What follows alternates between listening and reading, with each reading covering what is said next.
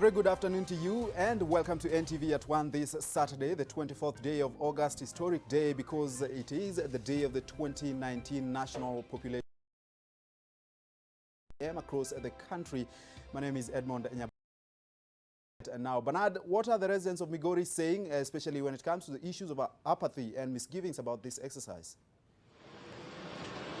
Well, thank you very much, Edmond. We are here in Rhino Trading Center, Migori County, just as you have said. Remember, Migori County covers an area of 2,597, and this is where the officers will be concentrating on. It is a process that will be done starting anytime, some few hours today. And of course, it is the county has a population of 917,190 people. And of course, this is what people are saying, that they are very much ready.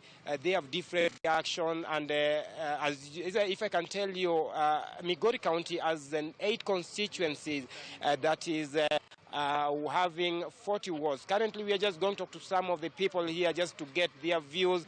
How prepared are they? Are they prepared for the night state visitors? You'll start with your name, Songa hapa karibu. Are you prepared for the census? Yeah, my name is Ouko Diambo. Prepared for the census, but why I differ with the people who are doing the census is that they don't act to the numbers which they have gotten on the ground. Because since 10 years down the line, we heard that the government did the census, but still the facilities in Kenya were not calculated to fit the numbers which were found after that census. And then another thing is that they are now claiming that they do the census because of the budget. But we found that at a certain time, the government found, for example, parastatals were around 180 something. But when they took over after the census, they have reduced even to less than 80. Now, when they are budgeting, when they're doing the census for budgeting, why can't they budget for the parastatals and all the facilities? Why are not also not budgeting for institutions which can create employment for the youth? Why is the budget or just only in papers? They inflate the figures. They just take the money of Kenyans doing the census, and then there is no result. It's like they are doing zero work. They are doing what is not happening. Are you ready for the census? No, yeah, the census, I'm very ready, but I differ with Matiangi putting a matter that sijui bus zitafungwa sijui sangapi. No, those are things which are gone. Those are primitive leaders which are now. Well, thank you very much. I'll speak to another person. Join me here. Are you ready for the census? Yeah, my name is Arshem Witi Onono. I'm a resident of Rhino, and I'm very, very much ready for the exercise because it is in the Constitution. So we have just to obey the Constitution, and we have just to be ready for us to be counted. Yeah. Well, are you ready? I'll speak to the last person. What I want to say, we are very proud because the exercise of the census has covered majorly youths have been employed. So we as youths of Migori County, we are very proud for the exercise, and we are very ready to welcome our brothers and sisters who have gotten the opportunity to come and count Kenyans. So we are very proud because this time around, the civil servants have not invaded the exercise. They are just joining youth who have been hustling on the ground. They have gotten the opportunity to exercise the constitutional. I'll speak to the last person here. Are you ready? Kwanza kwa majina naitwa Joseph Abuga, mkaaji wa Kisii, nafanya hapa kazi Raneni na niko tayari kwa hiyo census, maana tunataka kupatia serikali kazi rahisi, hata kama tunaona ni mbinu tu ya wajumbe ambayo wanataka watu kwa wingi ili wapate pesa ya kufuja. Kwa hivyo sina mengi, nasema tu ni asante. Well, Edmond, you've just heard from Ranen residents. They are saying that they are ready for the process, and they are telling the officers to come anytime so that they participate in the process. Back to you. Thank you so much, Bernard Ojwang, live from Ranen in Migori County. So many things to say about this census exercise from Kenyans this evening. Let's wait for the enumerators and let's see what they are going to be doing this evening from 6 p.m. as they say, it will go to 10 p.m. This evening as that counting exercise begins as well. And still on that, leaders in Lamu County have urged residents to be available in large numbers for the census exercise. Various leaders are crisscrossing the region, urging residents to take part in the exercise. They say that the enumeration is crucial for planning as it would aid in the government putting Kenya on the desired development trajectory. Addressing residents in Lamu West, area leaders said the census was also important to Kenyans as it informs what kind of services are needed, where and when they will be delivered. God bless you. Yale hawa. Niseme ya kwamba mheshimiwa Jeremiah, you can wait, and the secretary. But let us replace what we are not getting with the land. It is part and parcel of the revenue that we have been collecting. And also thank the administrators, the security, and the entire census. Na hesabu hii ni muhimu sana katika ugawaji, katika mgao wa pesa ambazo hutumwa na serikali kuu katika counties. Kwa hivyo tukipoweza kuhesabiwa sote, basi idadi yetu itajulikana na tutaweza kutoa ama kupewa kadri ya kiwango cha wale watu ambayo wako katika what we are calling the third formula katika CRA. As we are hours away from the big count, let's just remind you of the legal implications of the enumeration. You risk being fined up to 500,000 shillings, a jail term of about 1 year or both, for deliberately failing to participate in the National Population and Housing Census, or in the event that you're found culpable of obstructing these national exercise. And this is not all. Failing to be counted has a huge bearing on the country's planning and resource allocation, which might in the end affect you as a citizen. Ken Mijungu dug through the legal implications of this exercise sometime this week, and we'd just like to show you that one more time. Now, you will be counted with reference to where you spend the night of August 24th and 25th, 2019, which is called Census Reference Night, and all residents found within the borders of the country on those 2 dates will be counted. And the target population, let's see the target population. This includes persons on transit, individuals in hotels and lodges, individuals in hospital and prisons, and of course their households will also be counted. So failing to present yourself has definite sanctions. Now, let me tell you about this. The Statistics Amendment Act 2019, signed into law just the other day by President Uhuru Kenyatta, that's last month, amended the penalties for the obstruction of census from 100,000 shillings to 500,000 shillings. And also, it gave the Kenyan National Bureau of Statistics independence and expanded its mandate in management of data. Now, this simply means if you plan to boycott or play hide and seek with the enumerators, you risk a fine of 500,000 shillings or a 1-year jail term. Now, that law says, and I quote, any person who hinders or obstructs the Director General of the Kenya National Bureau of Statistics or any authorized officer in the execution of any powers conferred under that same act commits an offense and shall be liable on conviction. And we have given you the penalties. Well, giving false information is the other one. Or alternatively, if you fail to answer the enumerator's questions, this will also attract a similar penalty. But the jail term has been reduced to 6 months. And this is what the law says. The law says that any person who willfully fails to give any information or particular as required under the act, that same act commits an offense and shall be liable on conviction to a fine not exceeding 500,000 shillings or to imprisonment for a term not exceeding 6 months or both of them. Now, that interim report for the census is expected after 3 months. That gives it all on about November, while the detailed analytical report, according to the law, will be released 1 year later, and that will be August of next year. That's it. Well, now you know what the law says about the census exercise. And back to our top story now. The government says that materials needed to conduct the census have already been distributed to counties and that enumeration personnel are ready to begin the count. However, the counting staff in several parts of the country claim that they have not been paid for their work. Government spokesman, retired Colonel Cyrus Oguna, has stood by the government's stand to shut down all social sports from 5 p.m. this evening.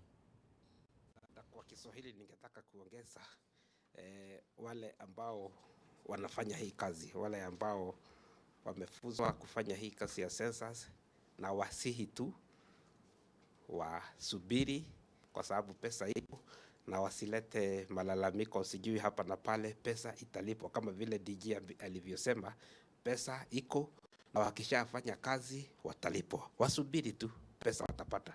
As a person, I would be more happy if they are unhappy that they are watching Shabana and Bandari FC, as opposed to Arsenal versus Manchester City. Because they're not our teams. Or even watching Harambee Stars against Taifa Stars of Tanzania. It makes a lot more sense. But again, as a government, we are conscious about the feelings of Kenyans, but this is a one-in-a-lifetime exercise. So please close your bars for only 2 days. Kenya's Pemba community have been living in statelessness for decades and are calling for recognition to allow them access public services and amenities. They are set to be counted in the stateless slot in the census that kicks off this evening. The Kilifi North Constituency Office has embarked on an exercise to list all the Pemba community members. People say they are unable to access basic services such as birth certificate registration for their children. As other students transition to tertiary education institutions after completing secondary school, theirs cannot sit for the final examinations, claiming that they are at times forced to change their names to hide their identity. Imepatikana pia kesi ndogo ndogo pale za kushauriwa wazazi kwamba basi wabadilishe mtoto jina, wanunulie mtoto baba ili apate nafasi ajukumike katika swala la mitihani. Lakini kwa mawazo yetu sisi tukaona kwamba ni vyema akose kufanya huo mtihani kuliko ni kumbadilisha jina akaja akapata tabu baadaye. We will write to the National Examination Council and the Ministry of Education. Tutawaandikia kuhakikisha kwamba watoto wote ambao wamezaliwa hapa Kenya wa asilia ya Kipemba wamepata nafasi ya kufanya mtihani wa darasa la 8 bila bugdha ama bila kusumbuliwa. The area member of parliament is appealing to the cabinet secretary for interior Fred Matiang'i to look into the issues of the community. They registered the Makonde community in this country who came at the same time with the Pemba.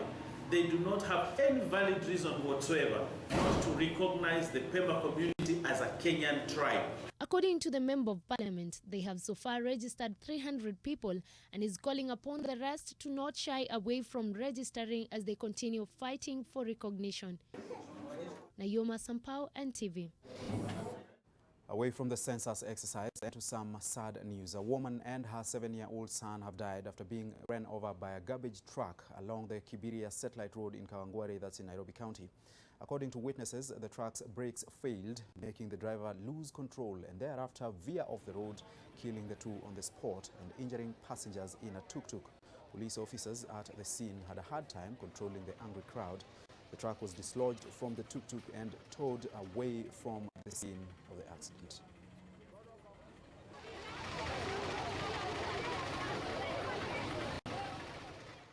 Developers of housing blocks in Athi River are posing a serious health risk to residents living near the River Athi due to the pollution they are causing. Fears are rife that the disposal of raw sewage into the water body is endangering the livelihoods of thousands of residents downstream. Residents have called on relevant authorities to take action.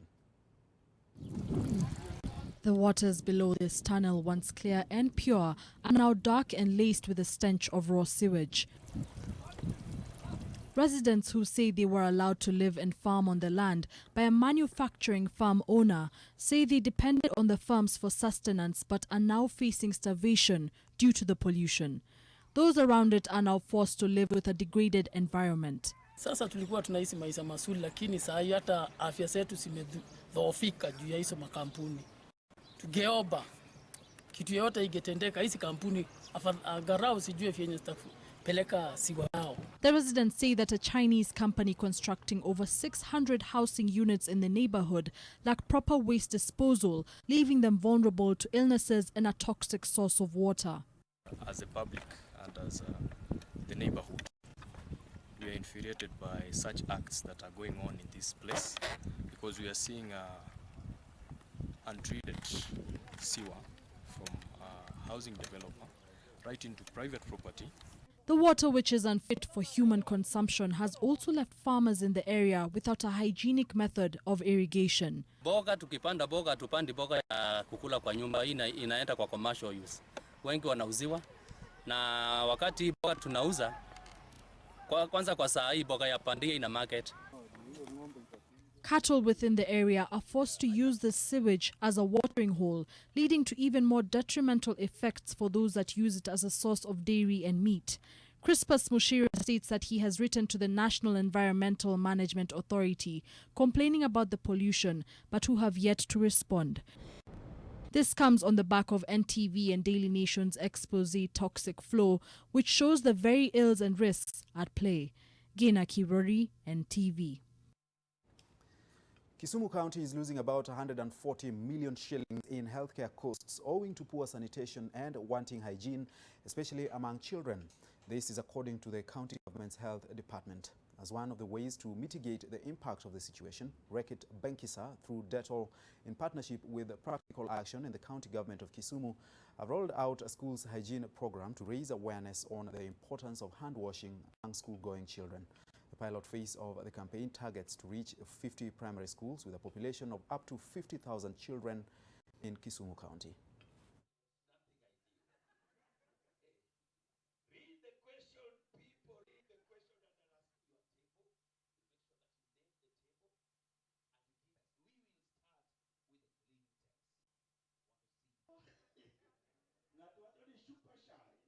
What's your name? The group is that one. Like, what do you want to write here? What's your name? We are losing at least 140 million in terms of healthcare costs that comes with poor sanitation and hygiene among children and households. As you all know, that poor hygiene leads to diseases such as diarrhea, influenza, and other infections which are very costly to treat in our healthcare system. If we prevent these infections, the county is able to save at least 140 million in terms of healthcare costs for the citizens of Kisumu County. As an organization, we still feel that more efforts are needed from various partners to promote hand washing culture, especially among school-going children, to prevent sanitation diseases. To a bit of politics now, and Wiper Party leader Kalonzo Musyoka has declared that he will not beg for political support from ODM Party leader Raila Odinga in his quest for the presidency in the 2022 general elections. The former vice president says that in order to clinch the seat, he is, quote, preparing the ground for a grand contest. Politics took to the podium with burial service of Machakos County MP Joyce Kamene's father, David Makumbi, on Friday. Wiper Party leader Kalonzo Musyoka said he was ready to fight it out with his opponents without asking for his turn to be backed for the top seat. Kalonzo said that he has twice sacrificed his presidential ambition to support Raila Odinga, and it would be his turn to lead. Huwezi kuomba uongozi. Uongozi unyakuliwa. So you look very weak. You look very weak, you grab it, you go for it, because first of all you must have a conviction. Ni kwa nini unataka uongozi? And what do you stand for? Who are you? If it's political philosophy, what do you stand for? A group of leaders from Mukambani region want the former vice president to succeed President Uhuru Kenyatta. They have asked Musyoka to stamp his authority within any formation of political coalition in the run-up to the 2022 general election. 2022 itakuwa wakati wa ni nani corrupt ama si corrupt. Na katikati yetu tuko na mwanaume ambaye ni mweupe kama pamba. Anaitwa Kalonzo Musyoka. Wacheni hii mchezo tuko naye. I think Raila Amolo Odinga should give you a chance now. Wacheni kutusumbua. Mkitaka kuongea na sisi, ongeeni na Kalonzo, maneno kwisha. Uhuru akitaka Kalonzo, aongee na Kalonzo as one of the most senior principals in this country. Kalonzo is not the only leader from the Ukambani region to declare his interest in the country's top job. As political declarations keep being made, eyes are peeled, keen to see if there will be any new umbrella formations as months and days go by, as has been seen in the past. Police in Kiambu town have saved a suspected conman from mob justice from an angry public. The suspected conman was identified by a lady who alleged to have been conned over 20,000 shillings and a phone by the man in Nairobi. According to the complainant, the man works in cahoots with other conmen in Nairobi and has swindled many people around Kamkunji area, with his pictures having been published everywhere. The suspect has been taken to Kiambu police station, waiting for referral to Kamkunji, where the matter was reported.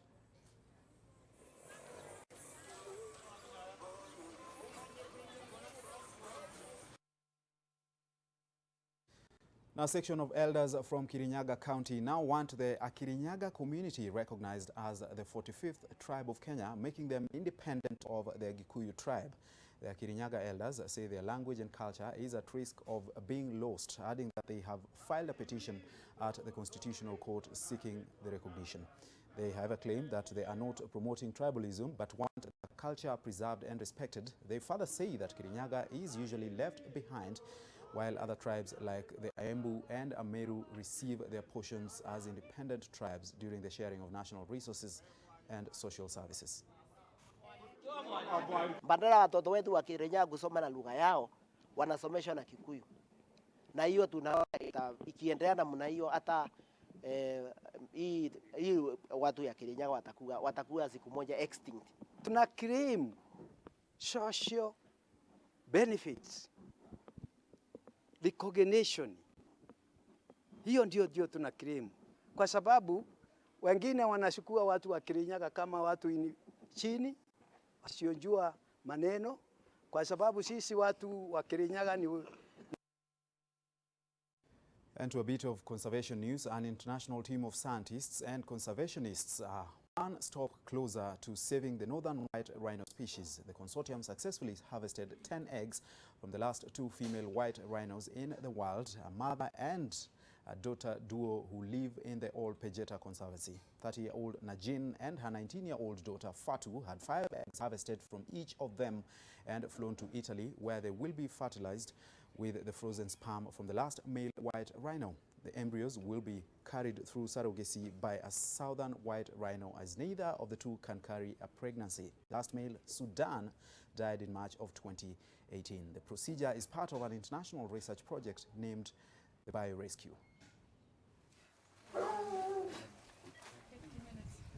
Now, some men abuse the trust and vulnerability of their daughters, nieces and cousins. They defile the teens, leaving them wallowing in trauma, stigma and shame. The women girls are prematurely thrust into parenthood and their school cycles disrupted. Bernardo Juang looks at the rising worrying cases in Migori County on a special feature, Familiar Defiler, this Saturday, actually this evening. And here now is a sneak preview. Msichana alipewa mimba na baba yake. Fika Rongo wakamuua ili wafiche evidence.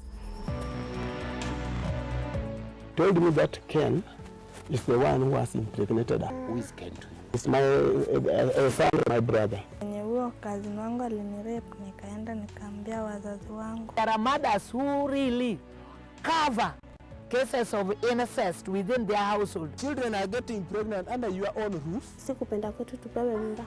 Ngumu kwa sababu asubuhi naamka mapema. The enemy is all over. Si kama wasichana, enough is enough.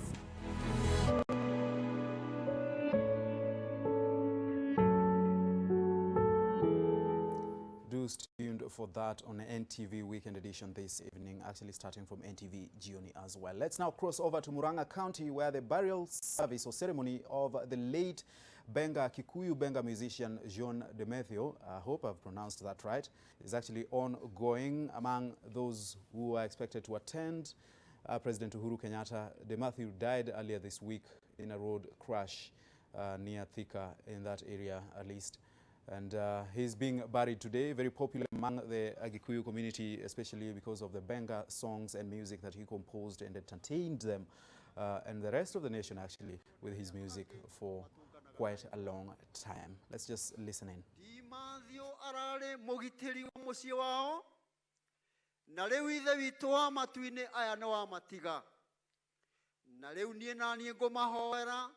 Atenda enda matiga o moko-ini maku tondu andu a guku thi no mage kumahe ugitiri wa kuigana. All right, on that note, let's have a look at the sports news with Rhino. Thank you so much, Edmond. Let's look at the latest in sports. And Kenyan Premier League side Bandari have sealed their place in next round of the CAF Confederation Cup following a 1-1 away draw against Sudanese side Al Ahli Shendi. An own goal from the hosts gave the Dockers a lead before Yasir Mozamil equalized for the hosts. But Bernard Molala's Chargers held on to proceed on away goal rule after a 1-1 aggregate score. The Dockers will now meet the aggregate winner between Tunisia's US Ben Godane or South Sudan's Amarat in the first round. And Gor Mahia head coach Stephen Pollack is confident that his team will sail past Aigle Noir despite only 16 players available for the return leg of the CAF Champions League preliminary round on Sunday. Gor drew 0-0 with Burundi champions Aigle Noir in the first leg tie played at Intwari Stadium in Bujumbura 2 weeks ago. And the 18-time Kenyan Premier League champions will be looking for a win to advance to the first round of the competition. The match kicks off at 4 p.m. on Sunday. We deserve to win because of the way we've been training this week. Now, as you know, we have quite a small squad for this game. We have 16 players only because certain players wasn't registered early enough for the CAF. But at the end of the day, you only need 11 players on the football pitch, and hopefully those 11 players will go out and do the job that we expect them to do. And Kenya and Zambia national 15th rugby teams will face off in the Victoria Cup this afternoon at 4 p.m. at the RFU grounds in what will be the 5th test between the two nations. Kenya and Zambia first faced off at the same venue in September, that is 1976, a clash that ended 23-9 in favor of the Zambians. That victory remains Zambia's only win against Kenya to date, with most recently the Simbas cruised to a 43-23 win over the Zambians in the first ever tour of Zambia. It is interesting to note that Saturday's clash against Zambia takes place at the RFUA grounds almost exactly 15 years since the two sides met at the same grounds. Yeah. And Kenyan-born American basketball trickster Joe Odhiambo goes for his 18th world record in basketball handling and dribbling. Last June, Big Joe reclaimed one of his world records in Maui, that is Hawaii, spinning one basketball for the longest time on one hand, a feat that lasted 12 minutes and 43 seconds. The previous record stood at 11 minutes and 22 seconds. At Nairobi's Charter Hall, Odhiambo will attempt to set two more world records, one for spinning two basketballs for the longest time on two hands, and the second for juggling two basketballs and spinning one on one finger. Odhiambo currently has 7 ball handling records to his name in the Guinness Book of World Records, but has broken a total of 17 in his career.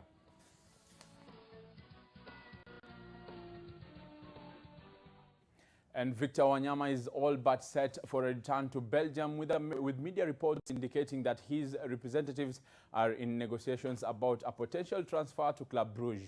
The Harambee Stars captain is edging towards the exit door at Tottenham Hotspur after a successful three-year stint at the London club.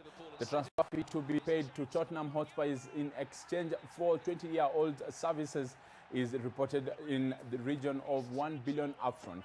An additional 500 million shillings could also